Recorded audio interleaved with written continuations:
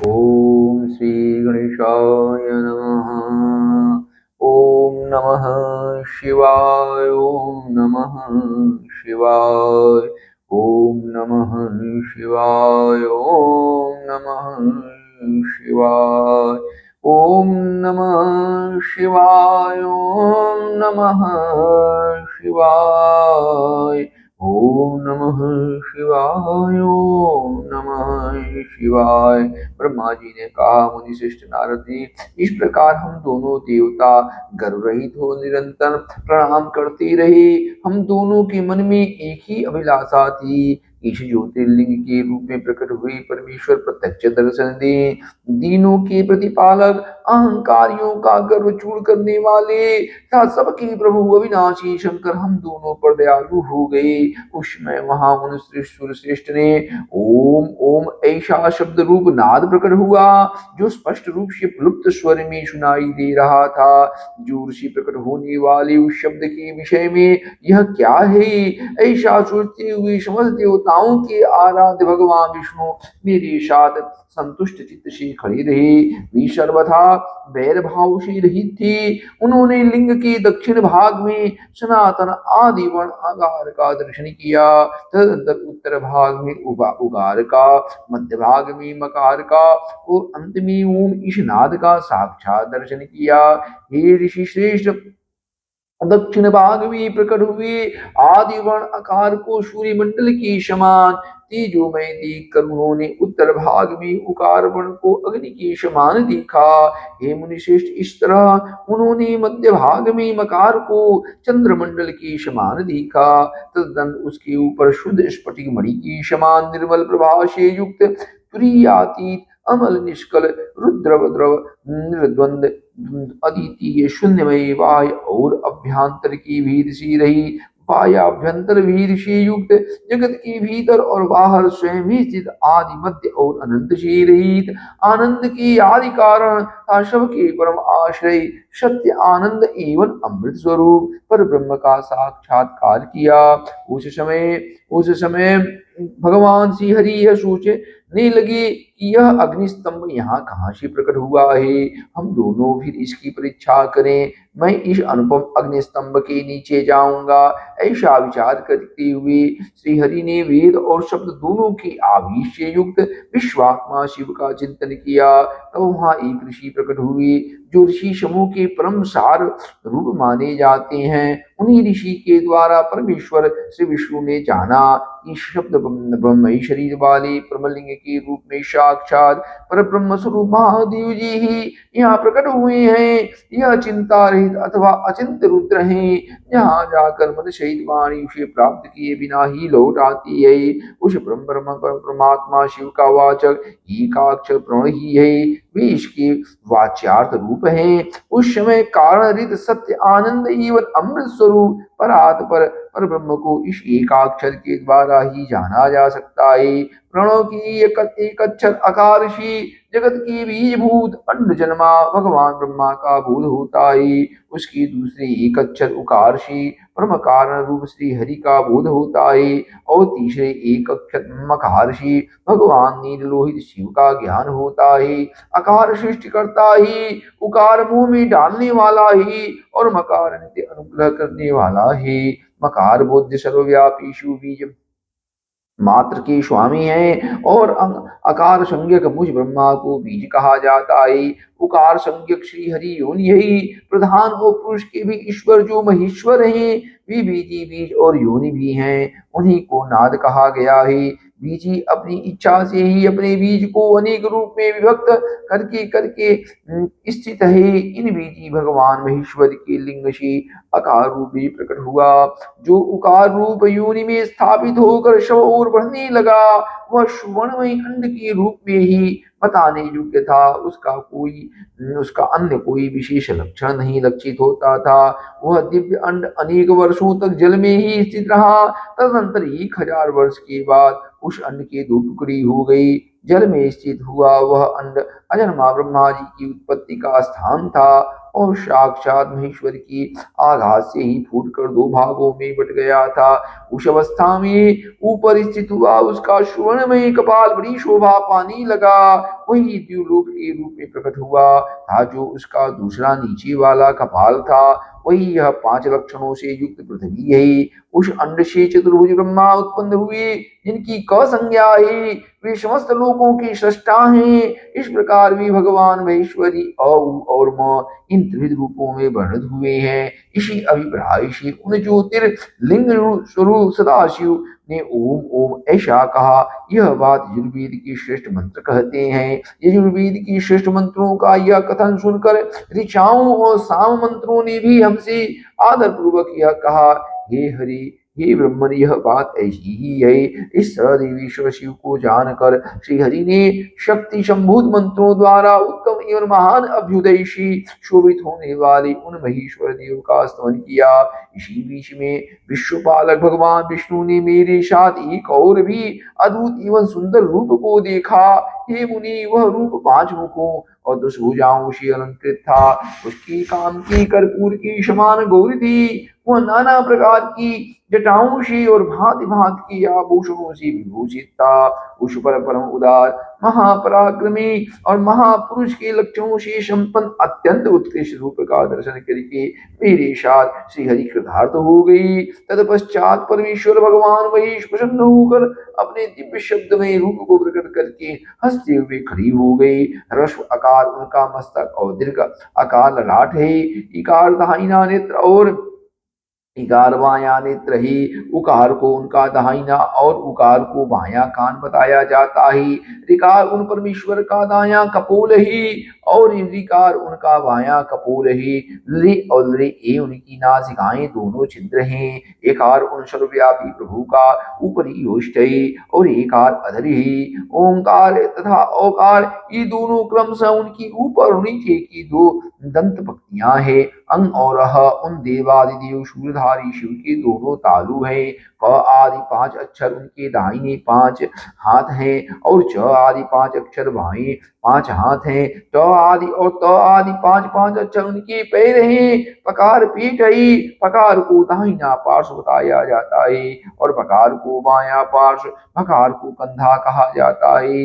मकार उन योगी महादेव शंभु का हृदय है। ऐसे लेकर स त य र ल व श श तथा स्व ये 7 अक्षर सर्वव्यापी शिव की 7 धातुएं हैं। हकार को उनकी नाभि और चकार को नासिका कहा जाता है। इस प्रकार निर्गुण एवं गुण स्वरूप परमात्मा के शब्दमय रूप को भगवती उमा सहित देव देख कर श्री हरि मेरे साथ कृतार्थ हो गई।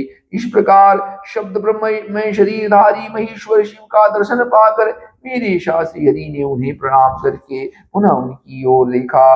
उस समय उन्हें 5 कलाओं से युक्त ओंकार जनित शुद्ध स्फटिक मणि के समान सुंदर 48 अक्षरों वाले मंत्र का साक्षात्कार हुआ। पुनः संपूर्ण धर्म तथा अर्थ का साधक, बुद्धि स्वरूप, अत्यंत हितकारक और सबको वश में करने वाले गायत्री नामक महान मंत्र लज्जित हुआ। वह 24 अक्षरों तथा 4 कलाओं से युक्त श्रेष्ठ मंत्र ही पंचाक्षर मंत्र नमः शिवाय 8 कलाओं से युक्त है। अभिचारिक सिद्धि के लिए प्रयोग किया जाने वाला मंत्र 30 अक्षरों से संपन्न है, किंतु यजुर्वेद में प्रयुक्त मंत्र 25 सुंदर अक्षरों का ही है।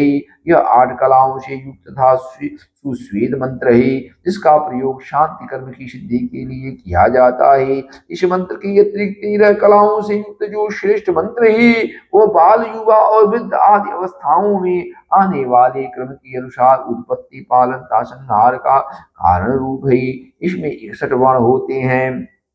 इसके पश्चात विष्णु ने मृत्युंजय मंत्र, पंचाक्षर मंत्र, चिंतामणि मंत्र तथा दक्षिणामूर्ति मंत्र को देखा। इसके बाद भगवान विष्णु ने शंकर को तत्त्वमसि वही तुम हो यह महावाक्य कहा। इस प्रकार उक्त पंचमंत्रों को प्राप्त करके भी भगवान श्री हरि उनका जप करने लगी। इसके पश्चात ऋग यजु शाम रूपर्णों की कलाओं से युक्त ईशान ईशान ईशों के मुकुट पुरातन पुरुष अघोर हृदय मनोहर सर्वगुही सदाशिव तांडव नृत्यादि कलाओं में वामपाद पर अवस्थित रहने वाले महादेव महान सर्पराज को आभूषण के रूप में धारण करने वाले चारों ओर चरण और नेत्र वाले कल्याणकारी ब्रह्मा के अधिपति सृष्टि संहार के कारणभूत वरदायक श्याम महेश्वर को देखकर भगवान विष्णु प्रसन्न मन से प्रिय वचनों द्वारा मेरे साथ उनकी स्तुति करने लगे। ओम नमः शिवाय। ओम नमः शिवाय। ओम नमः शिवाय। ओम नमः शिवाय। ओम नमः शिवाय। ओम नमः शिवाय। ओम नमः शिवाय। ब्रह्मा जी ने कहा, हे नारद, भगवान विष्णु के द्वारा की हुई अपनी स्तुति सुनकर करुणानिधि महेश्वर प्रसन्न हुए और उमा देवी की साथ सहसा वहां प्रकट हो गए। उस समय उनके 5 मुख और प्रत्येक मुख में 3-3 नेत्र शोभा पाते थे। बाल देश में चंद्रमा का मुकुट सुशोभित था। सिर पर जटा धारण किए गौरवर्ण विशाल नेत्र वाली शिव ने अपने संपूर्ण अंगों में विभूति लगा रखी थी। उनकी 10 भुजाएं थी। उनकी कंठ में नीला चिन्ह था। वे समस्त आभूषणों से विभूषित थे। उन सर्वांग सुंदर शिव के मस्तक भस्ममयी त्रिपुंड से अंकित थे। ऐसे परमेश्वर महादेव की भगवती उमा के साथ उपस्थित देखकर भगवान विष्णु ने मेरे साथ पुनः अपने वचनों द्वारा उनकी स्तुति की। तब करुणा कर भगवान महेश्वर शिव ने प्रसन्नचित्त होकर उन विष्णु देव को श्वास रूप से वेद का उपदेश दिया। ये मुनि, उसके बाद शिव ने परमात्मा श्री हरि को गुह्य ज्ञान प्रदान किया। फिर उन परमात्मा ने कृपा करके मुझे भी वह ज्ञान दिया। वेद का ज्ञान प्राप्त कर कृतार्थ हुई भगवान विष्णु ने मेरे साथ हाथ जोड़कर महेश्वर को नमस्कार करके पुनः उनसे पूछा। भगवान विष्णु ने कहा, हे देव, आप कैसे प्रसन्न होते हैं? हे प्रभु, मैं आपकी पूजा किस प्रकार करूं? आपका ध्यान किस प्रकार से किया जाए और आप किस विधि से वश में हो जाते हैं? हे महादेव, आपकी आज्ञा से हम लोगों को क्या करना चाहिए? हे शंकर, कौन कार्य अच्छा है और कौन बुरा है? इस विवेक के लिए हम दोनों के ऊपर कल्याण हेतु आप प्रसन्न हो और उचित बताने की कृपा करें। हे महाराज, हे प्रभु, हे शिव, हम दोनों पर कृपा करके यह सब एवं अन्य जो कहने योग्य हैं वह सब हम दोनों को अपना अनुचर समझ कर बताएं। ब्रह्मा जी ने कहा, हे मुनि, हे श्री हरि की यह बात सुनकर प्रसन्न हुई कृपा निधान भगवान शिव प्रीति पूर्वक यह बात कहने लगे। भगवान ने कहा, हे सुरश्रेष्ठ गण, मैं आप दोनों की भक्ति से निश्चय ही बहुत प्रसन्न हूँ। आप लोग मुझ महादेव की ओर देखते हुए सभी भयों को छोड़ दीजिए। मेरा यह लिंग सदा पूज्य ही सदा ही धी है। इस समय आप लोगों को मेरा स्वरूप जैसा दिखाई देता है वैसे ही लिंग रूप का प्रयत्न पूर्वक पूजन चिंतन करना चाहिए। लिंग रूप से पूजा गया मैं प्रसन्न होकर सभी लोगों को अनेक प्रकार के फल तो दूंगा ही, साथ ही मन की अन्य अनेक अभिलाषाएं भी पूरी करूंगा। हे देव श्रेष्ठ, जब भी आप लोगों को कष्ट हो तब मेरे लिंग की पूजा करें, जिससे आप लोगों के कष्ट का नाश हो जाएगा। आप दोनों महाबली देवता मेरी स्वरूप भूत प्रकृति से और मुझ सर्वेश्वर की दाई और बाई अंग से प्रकट हुई हैं। ये लोग पितामह ब्रह्मा मुझ परमात्मा के दाहिने पार्श्व से उत्पन्न हुई हैं और आप विष्णु वाम पार्श्व से प्रकट हुई हैं। मैं आप दोनों पर भली भांति प्रसन्न हूँ और मनोवांछित वर दे रहा हूँ। मेरी आज्ञा से आप दोनों की मुझ में सुदृढ़ भक्ति हो। हे विद्वानों, मेरी पार्थिव मूर्ति बनाकर आप दोनों उसकी अनेक प्रकार से पूजा करें। ऐसा कहने पर आप लोगों को सुख प्राप्त होगा। हे ब्रह्मन, आप मेरी आज्ञा का पालन करते हुए जगत की सृष्टि कीजिए और हे विष्णु, आप इस चराचर जगत का पालन कीजिए। ब्रह्मा जी ने कहा। हम दोनों से ऐसा कहकर भगवान शंकर ने हमें पूजा की उत्तम विधि प्रदान की। इसके अनुसार पूजित होने पर शिव अनेक प्रकार के फल देते हैं। शंभु की यह बात सुनकर श्री हरि मेरे साथ महेश्वर को हाथ जोड़कर प्रणाम करके कहने लगे। भगवान ने कहा, हे प्रभु, यदि हमारे प्रति आप में प्रीति उत्पन्न हुई है और यदि आप हमें वर देना चाहते हैं तो हम यही वर मांगते हैं कि आप में हम दोनों की सदा अविचल भक्ति बनी रहे। आप निर्गुण हैं फिर भी अपनी लीला से आप अवतार धारण कीजिए। हे तात, आप परमेश्वर हैं, हम लोगों की सहायता करें। हे देव देवेश्वर, हम दोनों का विवाद शुभदायक रहा, जिसके कारण आप हम दोनों के विवाद को शांत करने के लिए यहाँ प्रकट हुए हैं। ब्रह्मा जी ने कहा, हे मुनि, श्री हरि की यह बात सुनकर भगवान हर ने मस्तक झुकाकर प्रणाम करके स्थित हुए उन श्री हरि से पुनः कहा, वे विष्णु स्वयं हाथ जोड़कर खड़ी रही। महेश भगवान ने कहा, भगवान शिव ने कहा, मैं सृष्टि पालन और संहार का कर्ता, सगुण निर्गुण निर्विकार सच्चिदानंद लक्षण वाला तथा परब्रह्म परमात्मा हूँ। हे विष्णु, सृष्टि रक्षा और प्रलय रूप गुणों की भेद से मैं ही ब्रह्मा विष्णु और रुद्र का नाम धारण करके तीन तीन स्वरूपों में भक्त हुआ हूँ। हे हरि, मैं वास्तव में सदा निष्कल हूँ। हे विष्णु, आपने और ब्रह्मा ने मेरे अवतार के निमित्त जो मेरी स्तुति की है, उस प्रार्थना को मैं अवश्य सत्य करूंगा, क्योंकि मैं भक्त वत्सल हूँ। ब्रह्मन मेरा ऐसा ही परम उत्कृष्ट रूप तुम्हारे शरीर से इस लोक में प्रकट होगा, जो नाम से रुद्र कहलाएगा। मेरे अंश से प्रकट हुई रुद्र की सामर्थ्य मुझसे कम नहीं होगी। जो मैं हूँ वही ये रुद्र हैं। पूजा के विधि विधान की दृष्टि से भी मुझ में और उनमें कोई अंतर नहीं है। जैसे जल आदि के साथ ज्योतिर्मय बिंब का प्रतिबिंब के रूप में संपर्क होने पर भी बिंब में स्पर्श दोष नहीं लगता, उसी प्रकार मुझे निर्गुण परमात्मा को भी किसी के संयोग से बंधन नहीं प्राप्त होता। यह मेरा शिव रूप है। जब रुद्र प्रकट होंगे तो वे भी शिव के ही तुल्य होंगे। हे महामुनि, मुझ में और उनमें परस्पर भेद नहीं करना चाहिए। वास्तव में एक ही रूप सब जगत में व्यवहार निर्वाह के लिए दो रूपों में विभक्त हो गया है। अतः शिव और रुद्र में कभी भी भेद नहीं मानना चाहिए। शिव और रुद्र में भेद वैसे ही नहीं है जैसे एक स्वर्ण खंड में सम रूप से एक ही वस्तु तत्व विद्यमान रहता है, किंतु उसी का आभूषण बना देने पर नाम भेद आ जाता है। वस्तु तत्व की दृष्टि से उसमें भेद नहीं होता है। जिस प्रकार एक ही मिट्टी से बनी हुई नाना प्रकार के पात्रों में नाम और रूप का तो भेद आ जाता है, किंतु मिट्टी का भेद नहीं होता, क्योंकि कार्य में कारण की ही विद्यमानता दिखाई देती है। हे देवों, निर्मल ज्ञान वाले श्रेष्ठ विद्वानों को यह जान लेना चाहिए। ऐसा समझकर आप लोग भी शिव और रुद्र में भेद बुद्धि वाली दृष्टि से न देखें। वास्तव में सारा दृश्य ही मेरा शिव रूप है, ऐसा मेरा मत है। मैं आप ब्रह्मा था जो ये रुद्र प्रकट होंगे, वे शव के शव एक रूप है, इनमें भेद नहीं है। भेद मानने पर अवश्य ही बंधन होगा। तथापि मेरी शिव रूप को ही सर्वदा सनातन मूल कारण सत्य ज्ञान में तथा अंत कहा गया है। ऐसा जानकर आप लोगों को सदा मनुष्य मेरे यथार्थ स्वरूप का ध्यान करना चाहिए। हे ब्रह्मन, सुनिए, मैं आपको एक गोपनीय बात बता रहा हूँ। आप दोनों प्रकृति से उत्पन्न हुए हैं, किंतु हे रुद्र प्रकृति से उत्पन्न नहीं है। किंतु हे रुद्र प्रकृति से उत्पन्न नहीं है। मैं अपनी इच्छा से स्वयं ब्रह्मा जी की भ्रुकुटी से प्रकट हुआ हूँ। गुणों में भी मेरा प्राकट्य कहा गया है। जैसा कि लोगों ने कहा है कि हर तामस प्रकृति की है, वास्तव में उस रूप में अहंकार का वर्णन हुआ है। उस अहंकार को केवल तामस ही नहीं, वैकारिक सात्विक भी समझना चाहिए। सात्विक देवगण वैकारिक अहंकार की ही सृष्टि है। यह तामस और सात्विक आदि भेद केवल नाम मात्र का ही वस्तुतः नहीं है। वास्तव में हर को तामस नहीं कहा जा सकता।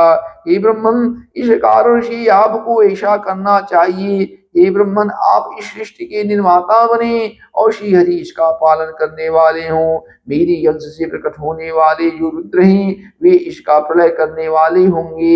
ये जो उमा नाम से विख्यात परमेश्वरी प्रकृति देवी हैं, इन्हीं की शक्तिभूता वाग देवी ब्रह्मा जी का सेवन करेंगी। पुनः इन प्रकृति देवी से वहां जो दूसरी शक्ति प्रकट होगी, वे लक्ष्मी रूप से भगवान विष्णु का आश्रय लेंगे। तदनंतर पुनः काली नाम से जो तीसरी शक्ति प्रकट होगी, वे निश्चय ही मेरे अंशभूत रुद्रदेव को प्राप्त होगी। वे कार्य की सिद्धि के लिए वहां ज्योतिर्रूप से प्रकट होंगे। इस प्रकार मैंने देवी की शुभ स्वरूपा पराशक्तियों को बता दिया है। उनका कार्यक्रम सृष्टि पालन और श्रृंगार का संपादन ही है। ये सुश्रेष्ठ ये सब की सब मेरी प्रिया प्रकृति देवी की अंशभूता हैं। हे हरि, आप लक्ष्मी का सहारा लेकर कार्य कीजिए। हे ब्रह्मन, आप प्रकृति की अंशभूता वाग देवी को प्राप्त कर मेरी आज्ञा के अनुसार मनुष्य सृष्टि कार्य का संचालन करिए, और मैं अपनी प्रिया की अंशभूता परात्पर काली का आश्रय लेकर रुद्र रूप से प्रलय संबंधी उत्तम कार्य करूंगा। आप सब लोग अवश्य ही संपूर्ण आश्रमों तथा उनसे भिन्न अन्य विविध कार्यों द्वारा चारों वर्णों से भरी हुई लोक की सृष्टि एवं रक्षा आदि करके सुख पाएंगे।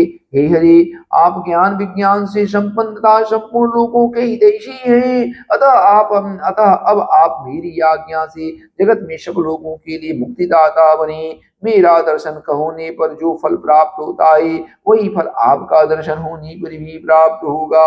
मैंने आज आपको यह वर दे दिया, यह सत्य है, इसमें संशय नहीं है। मेरे हृदय में विष्णु है और विष्णु के हृदय में मैं हूँ। जो इन दोनों में अंतर नहीं समझता वही मेरा मन है, अर्थात वही मुझे प्रिय है। श्री हरि मेरे वाही अंग से प्रकट हुए हैं, ब्रह्मा दाहिने अंग से उत्पन्न हुए हैं और महाप्रलय काली विश्वात्मा रुद्र मेरे हृदय से प्रादुर्भूत हुए हैं। हे विष्णु, मैं ही ब्रह्मा विष्णु और भव नाम से तीन रूपों में व्यक्त हो गया हूँ। मैं रज आदि तीनों गुणों के द्वारा सृष्टि पालन का संहार करता हूँ। शिव गुणों से भिन्न है और वे साक्षात प्रकृति तथा पुरुष से भी परे हैं। वे अदिति नित्य अनंत पूर्ण एवं निरंजन पर ब्रह्म ही तीनों लोकों का पालन करने वाले श्री हरि भीतर तमोगुण और बाहर सत्य गुण धारण करते हैं। त्रिलोकी का संहार करने वाले रुद्रदेव भीतर सत्य गुण और बाहर तमोगुण धारण करते हैं तथा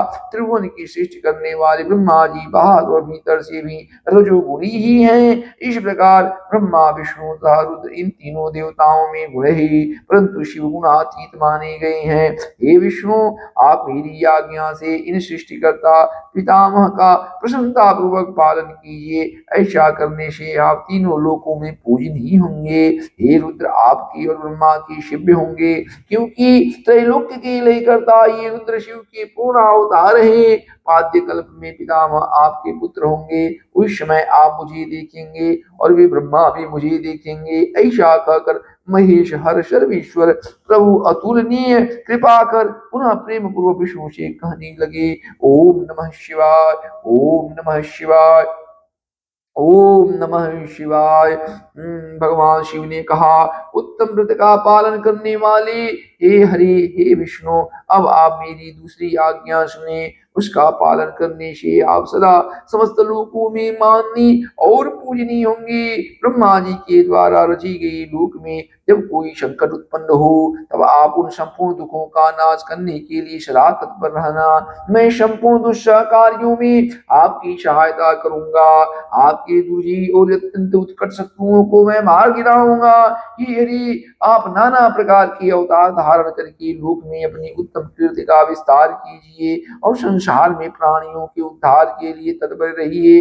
गुण रूप धारण होकर मैं रुद्र निश्चित ही अपने इस शरीर से संसार के उन कार्यों को करूंगा जो आपसे संभव नहीं है, इसमें संदेह नहीं है। आप रुद्र के धीय हैं और रुद्र आपके धीय हैं। आप दोनों में और आप तथा रुद्र में कुछ भी अंतर नहीं है।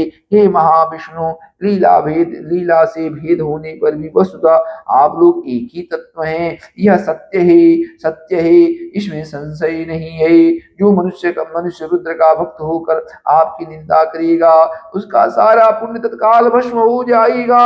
हे पुरुषोत्तम विष्णु, आपसे द्वेष करने के कारण मेरी आज्ञा से उसको नरक में गिरना पड़ेगा। यह सत्य है, इसमें संशय नहीं है। आप इस लोक में मनुष्यों के लिए विशेष भोग और मोक्ष प्रदान करने वाले और भक्तों के धीय तथा पूज्य होकर प्राणियों का निग्रह और अनुग्रह कीजिए। ऐसा कहकर भगवान शिव ने मेरा हाथ पकड़ लिया और विष्णु को सौंप कर उनसे कहा, आप संकट के समय सदा इनकी सहायता करते रहे। सबके अध्यक्ष होकर आप सभी को भक्ति और मुक्ति प्रदान करें तथा सर्वदा समस्त कामनाओं के साधक एवं सर्वश्रेष्ठ बने रहे। हे हरि, यह मेरी आज्ञा है। आप सबकी प्रणव स्वरूप होइए और संकट काल आने पर निश्चय ही मेरे शरीर रूप उस रुद्र का भजन कीजिए। जो आपकी शरण में आ गया वह निश्चय ही मेरी शरण में आ गया। जो मुझ में और आप में अंतर समझता है, वह अवश्य ही नरक में गिरता है। अब आप तीनों देवताओं के आयु बल को विशेष रूप से सुनिए। ब्रह्मा, विष्णु और शिव की एकता में किसी प्रकार का संदेह नहीं करना चाहिए। 1000 चतुर्युग को ब्रह्मा का एक दिन कहा जाता है और उतनी ही उनकी रात्रि होती है।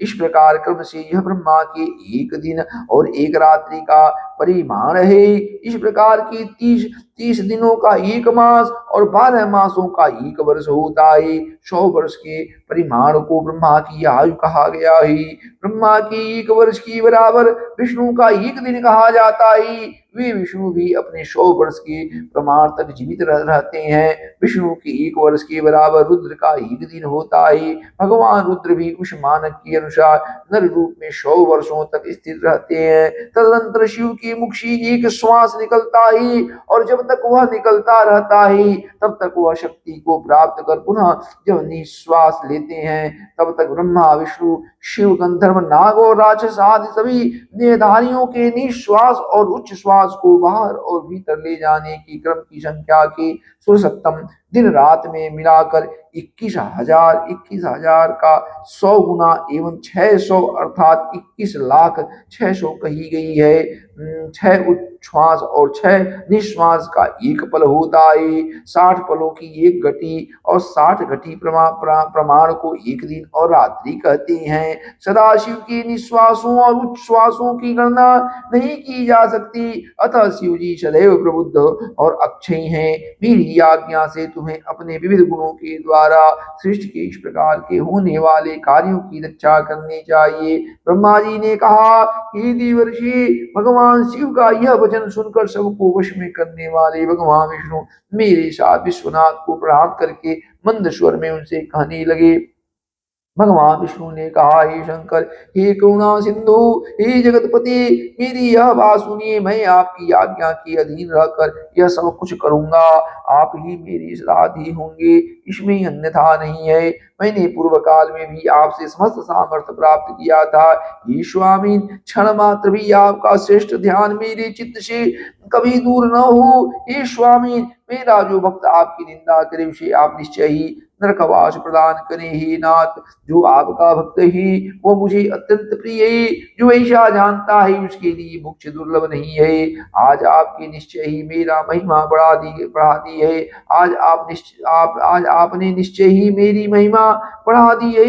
यदि कभी कोई अवगुण आ जाए तो उसे क्षमा करें। ब्रह्मा जी ने कहा। तदनंतर विष्णु के द्वारा कही गई श्रेष्ठ वचनों को सुनकर शिव जी ने अत्यंत प्रीतिपूर्वक विष्णु से कहा कि मैंने आपके अवगुणों को क्षमा कर दिया है। विष्णु से ऐसा कहकर उन कृपा निधि परमेश्वर ने कृपा पूर्वक अपने हाथों से हम दोनों के संपूर्ण अंगों का स्पर्श किया। सर्व दुखहारी सदाशिव ने नाना प्रकार के धर्मों का उपदेश कर हम दोनों के हित की इच्छा से अनेक प्रकार के वर दिए। इसके बाद भक्त वत्सल भगवान शंभु कृपा पूर्वक हमारी ओर देखकर हम दोनों के देखते देखते शीघ्र ही अंतर्धान हो गई। तभी से श्लोक में लिंग पूजा का विधान प्रचलित हुआ है। लिंग में प्रतिष्ठित भगवान शिव भोग और मोक्ष देने वाले हैं। शिवलिंग की वेदी महादेवी का स्वरूप है और लिंग साक्षात महेश्वर है। लय कारक होने के कारण ही इसे लिंग कहा गया है। इसी में संपूर्ण जगत स्थित रहता है। जो शिवलिंग के समीप स्थिर होकर नित्य इस लिंग के आख्यान को पढ़ता है वह 6 मास में ही शिव रूप हो जाता है। इसमें संदेह नहीं करना चाहिए। हे महामुनि, जो शिवलिंग के समीप कोई भी कार्य करता है उसके पुण्य फल का वर्णन करने में मैं समर्थ नहीं हूँ। ओम नमः शिवाय, ओम नमः शिवाय, ओम नमः शिवाय। ऋषियों ने कहा, हे व्याशिष महावासुकी, आपको नमस्कार है। आज आपने भगवान शिव की अद्भुत एवं परम पवित्र कथा सुनाई है। उसमें अद्भुत महादिव्य तथा कल्याणकारी लिंगोत्पत्ति हम लोगों ने सुनी, जिसके प्रभाव को सुनने से इस लोक में दुखों का नाश हो जाता है। हे दयानिधि, ब्रह्मा और नारद की संवाद के अनुसार आप हमें शिव पूजन की वह विधि बताइए जिससे भगवान शिव संतुष्ट होते हैं। ब्राह्मण, क्षत्रिय, वैश्य और शूद्र सभी शिव की पूजा करते हैं, वह पूजन कैसे करना चाहिए? आपने व्यास जी के मुख से इस विषय को जिस प्रकार सुना हो वह बताइए। महर्षियों का वह कल्याणप्रद एवं सम्मत वचन सुनकर सूत जी उन मुनियों के प्रश्न के अनुसार सब बातें प्रसन्नता पूर्वक बताने लगी। सूत जी ने कहा, हे मुनीश्वरों, आप लोगों ने बहुत अच्छी बात पूछी है, परंतु वह रहस्य की बात है। मैंने इस विषय को जैसा सुना है और जैसी मेरी बुद्धि है उसके अनुसार आज कह रहा हूँ। जैसी आप लोग पूछ रहे हैं उसी तरह पूर्व काल में व्यास जी ने संत कुमार जी से पूछा था, फिर उसी उपमन्यु जी ने भी सुना था। तब व्यास जी ने शिव पूजन आदि जो भी था उसे सुनकर लोकहित की कामना से मुझे पढ़ा दिया था। इसी विषय को भगवान श्री कृष्ण ने महात्मा उपमन्यु से सुना था। पूर्व काल में ब्रह्मा जी ने नारद जी से इस विषय में जो कुछ कहा था वही इसमें मैं कहूंगा। ब्रह्मा जी ने कहा, हे नारद, मैं संक्षेप में लिंग पूजन की विधि बता रहा हूँ, सुनिए। हे मुनि, इसका वर्णन 100 वर्षों में भी नहीं किया जा सकता है। जो भगवान शंकर का सुखमयी निर्मल एवं सनातन रूप है, सभी मनोवांछित फलों की प्राप्ति के लिए उसका उत्तम भक्ति भाव से पूजन करें। दरिद्रता, रोग, दुख तथा शत्रु जनित पीड़ा, ये 4 प्रकार के पाप कष्ट तभी तक रहते हैं जब तक मनुष्य भगवान शिव का पूजन नहीं करता। भगवान शिव की पूजा होती ही सारे दुख विलीन हो जाते हैं और समस्त सुखों की प्राप्ति हो जाती है। समस्त सुखों की प्राप्ति हो जाती है। तत्पश्चात समय आने पर उपासक की मुक्ति भी हो जाती है। जो मानव शरीर का आश्रय लेकर मुख्यतया संतान सुख की कामना करता है, उसे चाहिए कि संपूर्ण कार्यों और मनोरथों के साधक महादेव जी की पूजा करे। ब्राह्मण, क्षत्रिय, वैश्य, शूद्र भी संपूर्ण कामनाओं तथा प्रयोजनों की सिद्धि के लिए क्रमशः विधि के अनुसार भगवान शंकर की पूजा करी। प्रातः काल ब्रह्म मुहूर्त में उठकर गुरु तथा शिव का स्मरण करके पुनः तीर्थों का चिंतन करके भगवान विष्णु का ध्यान करी। ही मुनि, इसके बाद मेरा देवताओं का और मुनि आदि का भी स्मरण चिंतन करके स्तोत्र पाठ पूर्वक शंकर जी का विधि पूर्वक नाम ले। उसके बाद सैया से उठकर निवास स्थान से दक्षिण दिशा में जाकर मल त्याग करी। हे मुनि, एकांत में मलुत्सर्ग करना चाहिए। उसी शुद्ध होने के लिए जो विधि मैंने सुना रखी है, आप लोगों से उसी को आज कहता हूँ। मन को एकाग्र करके सुने। ब्राह्मण गुदा की शुद्धि के लिए 5 बार मिट्टी का लेप करे और धोए। क्षत्रिय 4 बार, वैश्य 3 बार और शूद्र 2 बार विधि पूर्वक गुदा की शुद्धि के लिए उसमें मिट्टी लगाए। लिंग में भी 1 बार प्रयत्न पूर्वक मिट्टी लगानी चाहिए। तत्पश्चात बाएं हाथ में 10 बार और दोनों हाथों में 7 बार मिट्टी लगाए। एक तात प्रत्येक पैर में 3-3 बार मिट्टी लगाए। फिर दोनों हाथों में भी 3 बार मिट्टी लगाकर धोए। स्त्रियों को शूद्र की भांति अच्छी तरह मिट्टी लगानी चाहिए। हाथ पैर धोकर पूर्ववत शुद्ध मिट्टी का संग्रह करना चाहिए। इसके बाद मनुष्य को अपनी वर्ण के अनुसार दातुन करना चाहिए। ब्राह्मण को 12 अंगुल की दातुन करनी चाहिए, क्षत्रिय 11 अंगुल, वैश्य 10 अंगुल और शूद्र 9 अंगुल की दातुन करे। दातुन का यह मान बताया गया है। मनुस्मृति के अनुसार काल दोष का विचार करके ही दातुन करे या त्याग दे। हे तात, षष्ठी प्रतिपदा, अमावस्या, नवमी, प्रतिकादीन, सूर्यास्त का समय, रविवार का श्राद्ध दिवस ये दंत धावन के लिए वर्जित है। दंत धावन के पश्चात तीर्थ आदि में विधि पूर्वक स्नान करना चाहिए। विशेष देश काल आने पर मंत्रोच्चार पर स्नान करना चाहिए। स्नान के पश्चात पहले आचमन करके धुला हुआ वस्त्र धारण करी। फिर सुंदर एकांत स्थल में बैठकर संध्या विधि का अनुष्ठान करी। यथा योग संध्या विधि करके पूजा का कार्य आरंभ करे। मन को सुस्थिर करके पूजा गृह में प्रवेश कर वहां पूजन सामग्री लेकर सुंदर आसन पर बैठे।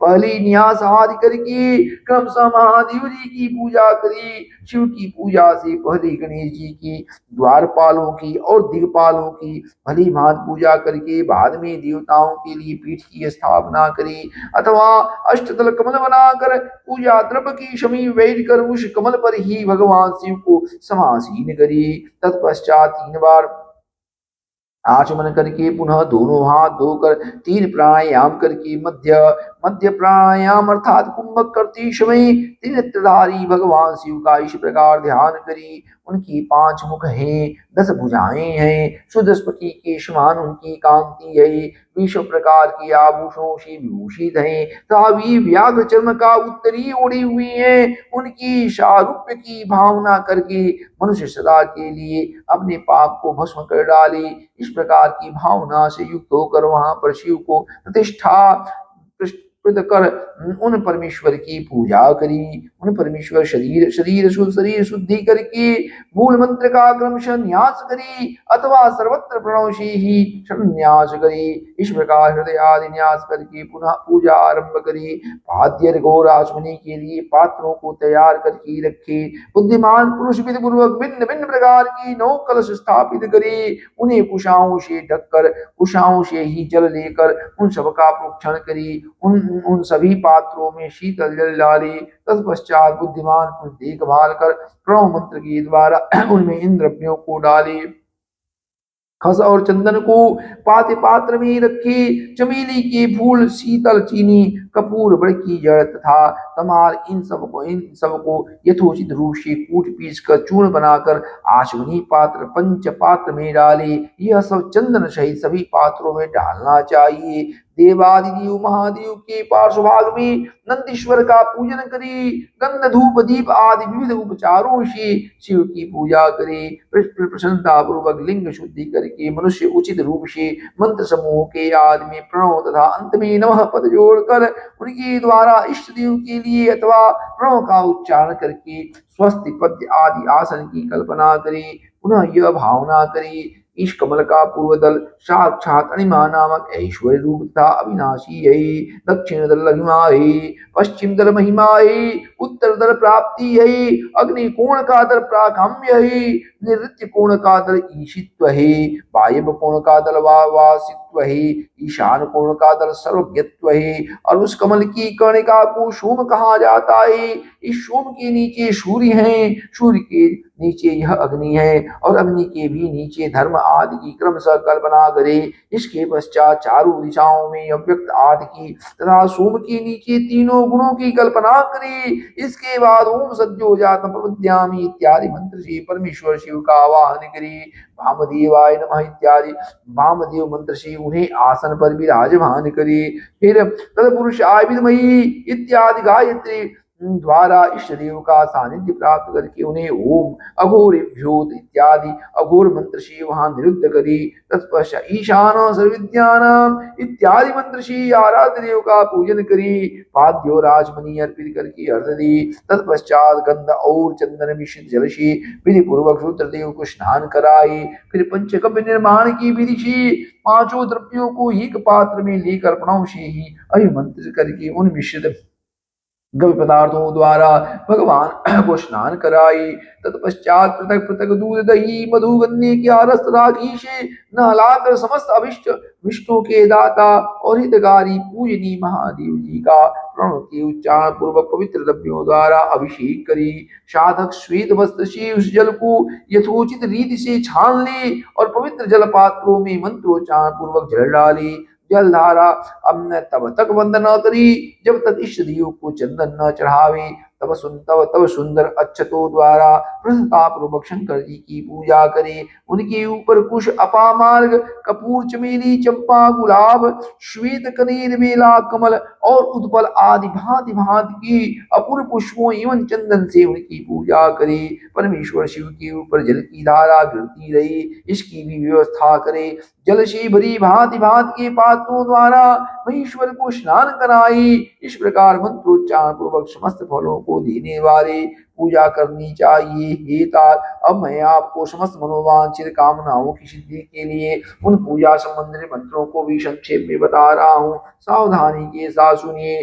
पावमान मंत्र श्री वांग में इत्यादि मंत्र श्री रुद्र मंत्र श्री नील रुद्र मंत्र श्री सुंदर एवं सो पुरुष सुक्त श्री सुक्त श्री सुंदर अथर्व शीर की मंत्र श्री आनुभद्रा इत्यादि शांति मंत्र से शांति संबंधी दूसरे मंत्रों से भारुंड मंत्र और अरुण मंत्रों से अर्थाभिष्ट मास तथा देवव्रत सामशी अभित्वा इत्यादि रथंतर सामशी पुरुष सूक्त से मृत्युंजय मंत्र से पंचाक्षर मंत्र से पूजा करे।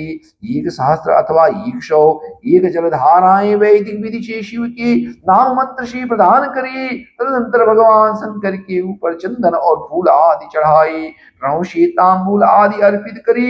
इसके बाद जो स्फटिक मणि के समान निर्मल निष्कल अविनाशी सर्वलोक कारण सर्वलोकमयी परम देव है, जो ब्रह्मा इंद्र उपेंद्र विष्णु आदि देवताओं को भी गोचर न होने वाले वेद विद्ता विद्वानों के द्वारा वेदांत में मनवाणी से गोचर बताए गए हैं, जो आदि मध्य अनंत से रही समस्त रोगियों के लिए औषध रूप शिव तत्व के नाम से विख्यात शिवलिंग के रूप में प्रतिष्ठित है। उन भगवान शिव का शिवलिंग के मस्तक पर प्रणव मंत्र से ही पूजन करें। धूप दीप नैवेद्य सुंदर तांबूल सुरम्य आरती स्तोत्रों नाना प्रकार के मंत्रों एवं नमस्कारों द्वारा यथोक्त विधि से उनकी पूजा करे। तत्पश्चात अर्घ देकर भगवान के चरणों में फूल बिखेर कर और साष्टांग प्रणाम करके देवेश्वर शिव की आराधना करे। इसके बाद हाथ में फूल लेकर खड़ा हो करके दोनों हाथ जोड़कर सब ईश्वर शंकर की पुनः प्रार्थना करे। हे शिव, मैंने अनजाने में अथवा जानबूझकर जो जब पूजा आदि सत्कर्म की हो वे आपकी कृपा से सफल हो। इस प्रकार पढ़कर भगवान शिव के ऊपर पूर्वक फूल चढ़ाई।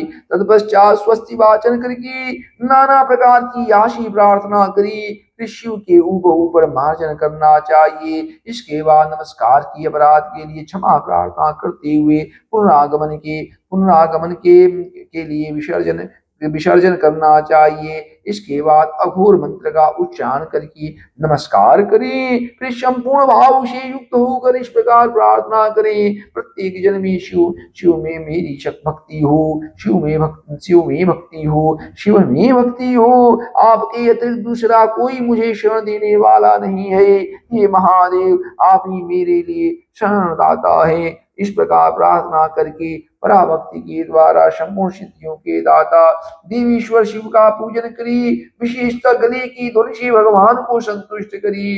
तत्पश्चात परिवार जनों के साथ नमस्कार करके अनुकूल प्रसन्नता प्राप्त करके समस्त लौकिक कार्य सुख पूर्वक करता रहे। जो इस प्रकार शिव भक्ति परायण होकर प्रतिदिन पूजन करता ही उसे अवश्य ही पग पग पर सब प्रकार की सिद्धि प्राप्त होती है। वह उत्तम वक्ता होता है तथा उसे मनोवांछित फल की निश्चय ही प्राप्ति होती है। रोग दुख शोक दूसरों के निमित्त से होने वाला उद्वेग कुटिलता विषय तथा अन्य जो कष्ट उपस्थित होता है उसे कल्याणकारी परम शिव अवश्य नष्ट कर देते हैं। उस उपासक का कल्याण होता ही जैसे शुक्ल पक्ष में चंद्रमा बढ़ता है, वैसे ही शंकर की पूजा से उसमें अवश्य ही सद्गुणों की वृद्धि होती है। हे मुनिश्रेष्ठ, इस प्रकार मैंने शिव की पूजा का विधान आपको बताया। हे नारद, अब आप और क्या पूछना तथा सुनना चाहते हैं? ओम नमः शिवाय, ओम नमः शिवाय, ओम नमः शिवाय। नारद जी ने कहा, हे ब्रह्मन, हे प्रजापति, हे तात, आप धन्य हैं क्योंकि आपकी बुद्धि भगवान शिव में लगी हुई है। हे विधे, आप पुनः इसी विषय का सम्यक प्रकार से विस्तार को मुझसे वर्णन कीजिए। ब्रह्मा जी ने कहा, हे तात, एक समय की बात है, कमल से उत्पन्न होने वाले मैंने चारों ओर से ऋषियों और देवताओं को बुलाकर प्रेम पूर्वक सुंदर और मधुर वाणी में कहा, यदि आप सब नित्य सुख प्राप्त करने की इच्छा रखते हैं और नित्य अपने मनोरथ की सिद्धि चाहते हैं तो मेरे साथ क्षीर सागर के तट पर आए। इस वचन को सुनकर वे सब मेरे साथ वहां पर गए जहाँ सर्व कल्याणकारी भगवान विष्णु निवास करते हैं। हे मुनि, वहां पर जाकर सभी देवता भगवान जगन्नाथ देव देवीश्वर जनार्दन विष्णु को हाथ जोड़कर प्रणाम करके खड़ी हो गई। ब्रह्मा आदि उन उपस्थित देवताओं को देखकर मन में शिव के चरण कमल का स्मरण करते हुए भगवान विष्णु ने कहा, विष्णु कहने लगे, भगवान विष्णु ने कहा, हे ब्रह्मादि देवों और ऋषियों, आप लोग यहाँ किस लिए आए हुए हैं? प्रेम पूर्वक सब कुछ कहें, इस समय कौन सा कार्य आ पड़ा? ब्रह्मा जी ने कहा, भगवान विष्णु के द्वारा ऐसा पूछने पर मैंने उन्हें प्रणाम किया और उपस्थित उन सभी देवताओं से कहा कि इस समय आप सबके आने का क्या प्रयोजन है, इसका निवेदन आप सब करें। देवताओं ने कहा, हे विष्णु, किसकी सेवा है जो सभी दुखों को दूर करने वाली है, जिसको कि हमें नित्य करना चाहिए। देवताओं का यह वचन सुनकर भक्त वत्सल भगवान विष्णु देवताओं सहित मेरी प्रसन्नता के लिए कृपा पूर्वक यह वाक्य कहने लगे।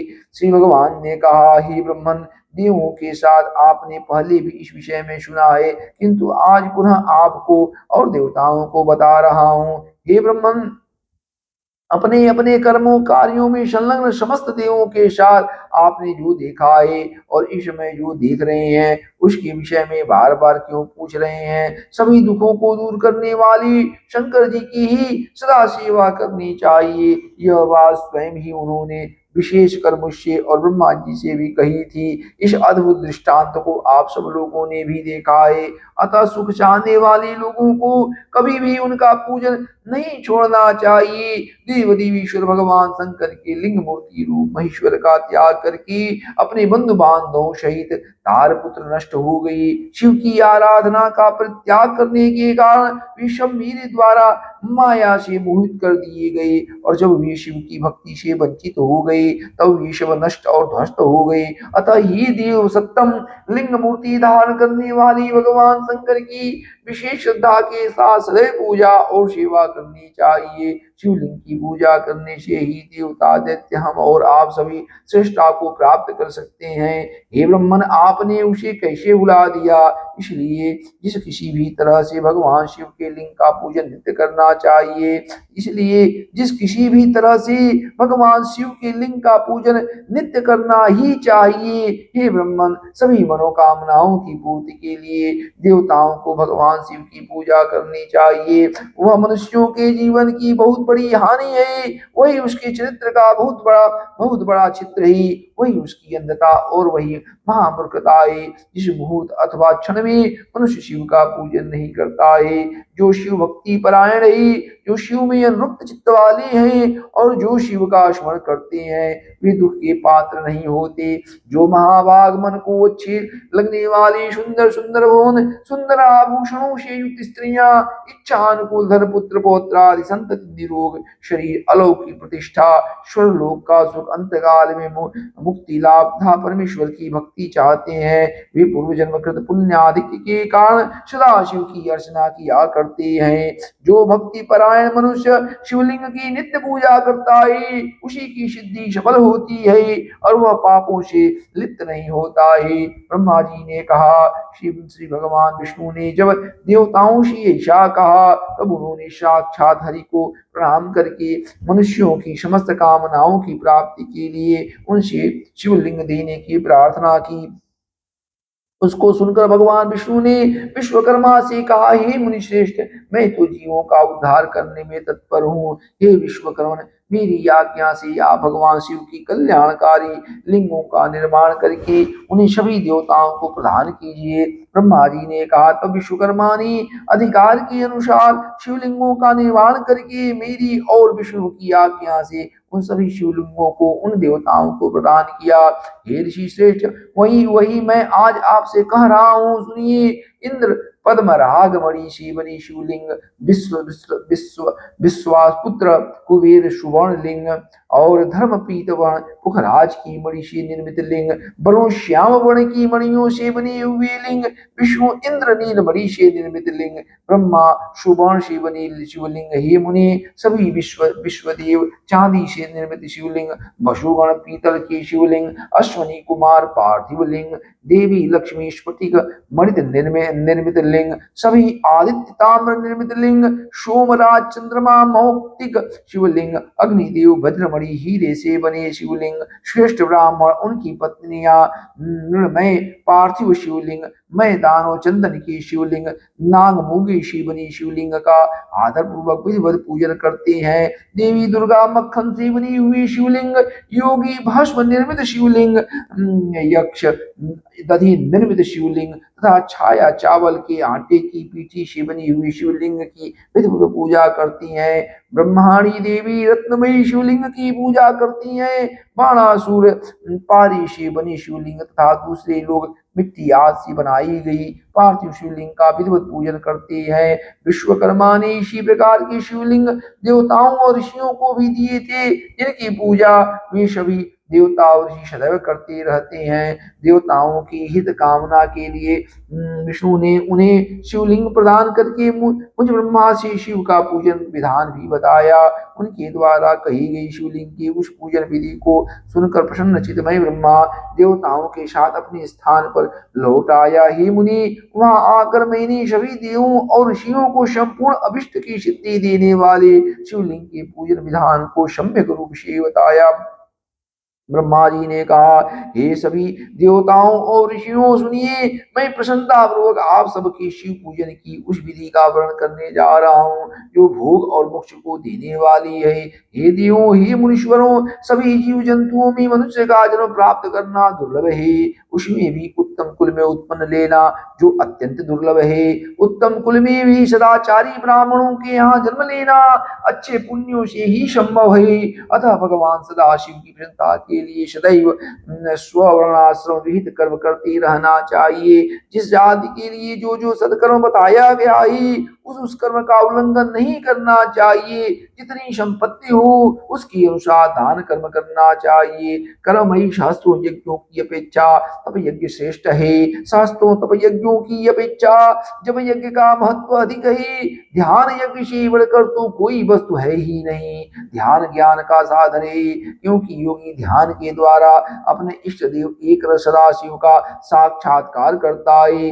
भगवान सदाशिव सदैव ध्यान यज्ञ में तत्पर रहने वाली उपासक के सानिध्य में रहते हैं। जो विज्ञान से संपन्न है उनकी शुद्धि के लिए किसी प्रायश्चित आदि की आवश्यकता नहीं है। हे ब्रह्मन, जो ब्रह्मविद विशुद्ध ब्रह्म विद्या के द्वारा ब्रह्म साक्षात्कार कर लेते हैं उन्हें क्रिया सुख दुख धर्म अधर्म जप होम ध्यान और ध्यान विधि को जानने करने की आवश्यकता नहीं है। वे इस विद्या से सदा निर्विकार रहते हैं और अंत में अमर हो जाते हैं। इस शिवलिंग को परमानंद देने वाला विशुद्ध कल्याण स्वरूप अविनाशी निष्कल सर्वव्यापक तथा योगियों की हृदय में अवस्थित रहने वाला जानना चाहिए। हे द्विजों, शिवलिंग दो प्रकार का बताया गया है, बाह्य और आभ्यंतर। बाह्य लिंग को स्थूल एवं आभ्यंतर लिंग को सूक्ष्म माना गया है। जो कर्म यज्ञ में तत्पर रहने वाले हैं वे स्थूल लिंग की अर्चना में रत रहते हैं। सूक्ष्मतया शिव के प्रति ध्यान करने में अशक्त अज्ञानियों के लिए शिव के इस स्थूल विग्रह की कल्पना की गई है। जिसको इस आध्यात्मिक सूक्ष्म लिंग का प्रत्यक्षीकरण नहीं होता है उसे उस स्थूल लिंग में इस सूक्ष्म लिंग की कल्पना करनी चाहिए। इसके अतिरिक्त कोई अन्य उपाय नहीं है। ज्ञानियों के लिए सूक्ष्म लिंग की पूजा का विधान है जिसमें ध्यान की प्रधानता होती है। ध्यान करने से उस शिव का साक्षात्कार होता है जो सदैव निर्मल और अव्यक्त रहने वाला है। जिस प्रकार अज्ञानियों के लिए सूक्ष्म लिंग की उत्कृष्टता बताई गई है उसी प्रकार ज्ञानियों के लिए इस सूक्ष्म लिंग को उत्तम माना गया है। दूसरे तत्वार्थवादियों के विचार से आगे कोई अंतर नहीं है, क्योंकि निष्कल तथा कलामयी रूप से वह सबके ही चित्त में रहता है। संपूर्ण जगत शिव स्वरूप ही है। इस प्रकार ज्ञान के द्वारा शिव का साक्षात्कार करके विमुक्त हुए लोगों को कोई भी पाप नहीं लगता। उनके लिए विधि निषेध और विहित अविहित कुछ भी नहीं है। जिस प्रकार जल के भीतर रहते हुए भी कमल जल से लिप्त नहीं होता है उसी प्रकार घर में रहते हुए ज्ञानी पुरुष को कर्म अपने बंधन में बांध नहीं पाते। इस प्रकार का ज्ञान जब तक मनुष्य को प्राप्त न हो जाए तब तक उसे कलमित स्थूल या सूक्ष्म शिवलिंग का निर्माण आदि करके सदाशिव की ही आराधना करनी चाहिए। जिस प्रकार विश्वास के लिए जगत में सूर्य एक ही स्थित है और एक होते हुए भी जल के आधार जलाशय आदि वस्तुओं में अपने प्रतिबिंब के कारण बहुत से रूपों में दिखाई पड़ता है। उसी प्रकार हे देवों, यह सत असत जो कुछ भी इस संसार में सुनाई और दिखाई दे रहा है, उसे आप लोग शिव स्वरूप पर ब्रह्म ही समझे। जल तत्व के एक होने पर भी उनके संबंध में जो भेद प्रतीत होता है, वह संसार में सम्यक विचार न करने के कारण ही है। ऐसा अन्य सभी वेदार्थ भी कहते हैं। संसारियों के हृदय में सकल लिंग स्वरूप साक्षात परमेश्वर का वास है। ऐसा ज्ञान जिसको हो गया, उसको प्रतिमा आदि से क्या प्रयोजन है। इस प्रकार के ज्ञान से हीन प्राणी के लिए शुभ प्रतिमा की कल्पना की गई है, क्योंकि ऊंचे स्थान पर चढ़ने के लिए मनुष्य के लिए आलंबन आवश्यक बताया गया है। जैसे आलंबन के बिना ऊंचे स्थान पर चढ़ना मनुष्य के लिए अत्यंत कठिन ही नहीं सर्वथा असंभव है, वैसे ही निर्गुण ब्रह्म की प्राप्ति के लिए प्रतिमा का अवलंबन आवश्यक कहा गया है। सगुण से ही निर्गुण की प्राप्ति होती है, ऐसा निश्चित है। इस प्रकार सभी देवताओं की प्रतिमाएं उन देवों में विश्वास उत्पन्न करने के लिए होती हैं। ये देव सभी देवताओं से महान हैं, इन्हीं के लिए यह पूजन का विधान है। यदि प्रतिमा न हो तो गंध चंदन पुष्पात की आवश्यकता किस कार्य सिद्धि के लिए रह जाएगी। प्रतिमा का पूजन तब तक करते रहना चाहिए जब तक विज्ञान पर ब्रह्म परमेश्वर का ज्ञान प्राप्त नहीं हो जाता। बिना ज्ञान प्राप्त किए ही जो प्रतिमा का पूजन छोड़ देता है, उसका निश्चित ही पतन होता है। हे ब्राह्मणों, इस प्रकार आप लोग परमार्थ रूप से सुने।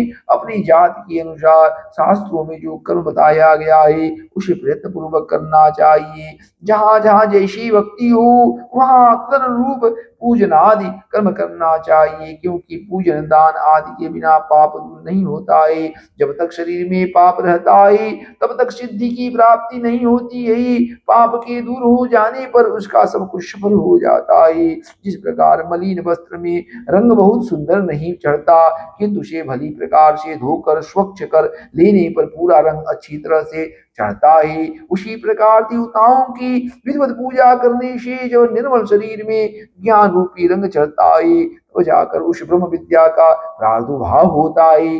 विज्ञान का मूल अनन्य भक्ति है और ज्ञान का मूल भी भक्ति ही कही गई है।